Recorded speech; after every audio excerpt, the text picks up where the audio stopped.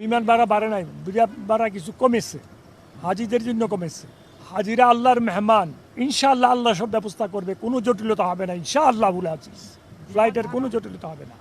আলহামদুলিল্লাহ, আল্লাহর রশিদ মেহরবানিতে আমাদের মাননীয় প্রধানমন্ত্রীর সভাপতিত্বে আজকে আমাদের জাতীয় কমিটির মিটিং হয়েছে।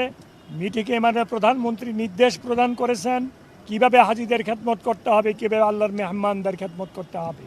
উনি পরিষ্কার ভাষায় বলে দিয়েছেন কোনো অন্যায় অপরাধ বা হাজিদের উপরে কোনো অবিচার সহ্য করা হবে না। হাজিদের খেদমত করার জন্যে উনি নির্দেশ প্রদান করেছেন হাজিদের যেভাবে সুন্দর এবং ভালোভাবে হজ পালন করতে পারে হাজিরা, সেই বিষয়ে উনি অনেক নির্দেশনা দিয়েছেন।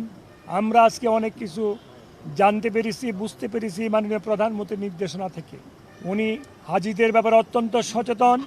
2-1 দিনের মধ্যে হাজি ক্যাম্পে যাবেন, যে হাজি ক্যাম্পে হাজিরা এসে উঠবে, হাজি ক্যাম্পের অবস্থা দেখার জন্য উনি নিজেই যাবেন। নিজেই উনি বলেছেন, এটা আমরা বলি নাই, উনি নিজের থেকে বলেছেন আমি হাজি ক্যাম্প পরিদর্শন করব। আপনারা ওনার জন্য দোয়া করবেন, আল্লাহ পাক যেন ওনার প্রতি রহম করে, ওনাকে হেফাজত করে, এই সরকারকে হেফাজত করে। হাজিরা আল্লাহর মেহমান, ইনশাআল্লাহ আল্লাহ সব ব্যবস্থা করবে, কোনো জটিলতা হবে না ইনশাআল্লাহ বলে আছিস। ফ্লাইটের কোনো জটিলতা হবে না। না, বিমান ভাড়া বাড়ে নাই, বিমান ভাড়া কিছু কমেছে, হাজিদের জন্য কমেছে। ফ্লাইট 17 তারিখে রাত্রে মাননীয় প্রধানমন্ত্রী উদ্বোধন করবে ইনশাআল্লাহ বলে আছিস।